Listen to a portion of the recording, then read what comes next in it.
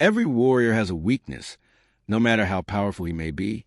Achilles, the greatest hero of Greece, seemed invincible, yet in the end, he did not fall to a spear or sword, but to a woman. In ancient Greece, no one was unfamiliar with Achilles. He was the son of the sea goddess Thetis and King Peleus, carrying the blood of both gods and mortals. According to legend, when Achilles was just an infant, his mother dipped him into the river Styx, a sacred river said to grant immortality to anyone submerged in its waters. As a result, Achilles' entire body became invulnerable, except for his heel, where his mother had held him. From a young age, Achilles displayed extraordinary combat skills.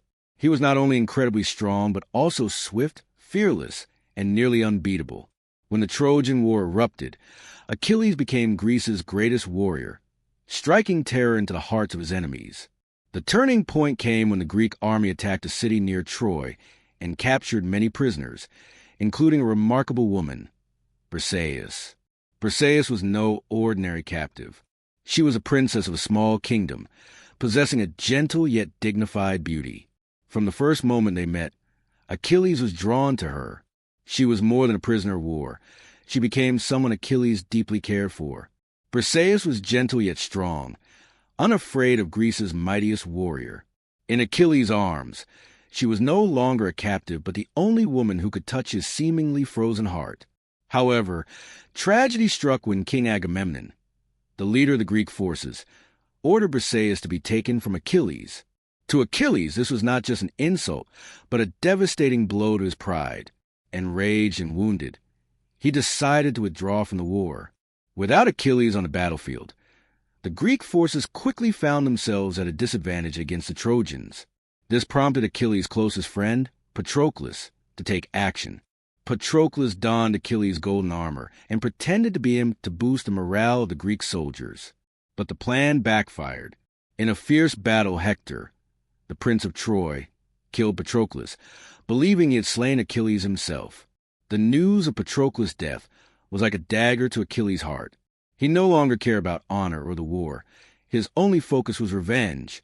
Achilles returned to the battlefield, but not as a glorious warrior. He had become a vengeful beast, consumed by a desire for destruction. Furious, he stormed toward Troy like an unstoppable storm. He challenged Hector, the man who had killed his dearest friend. The duel between these two great warriors was intense, but no one could match Achilles in his blind fury. With a few lethal strikes, Achilles drove his sword through Hector, killing Troy's mightiest prince. But his wrath did not end there.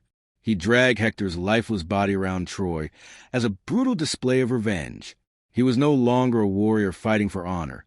He was a broken man, unleashing his pain onto the world. After slaying Hector, Achilles was finally reunited with Briseis. But by then, he was no longer the invincible warrior he once was. Though he had avenged Patroclus and reclaimed the woman he loved, Achilles knew there was no way back. Some versions of the myth tell that Paris, the prince of Troy, ambushed Achilles and shot an arrow at him. But Paris alone could not kill Greece's greatest warrior. It was the god Apollo, the protector of Troy, who guided the arrow straight into Achilles' heel, his only weakness. Achilles fell. The immortal hero of Greece was ultimately defeated. But the greatest irony?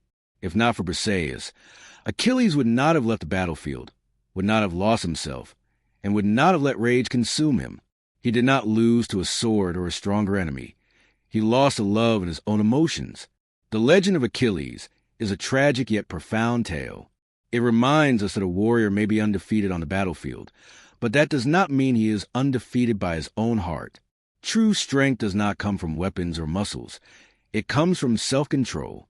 No matter how powerful Achilles was, he could not master his emotions, and that led to his downfall.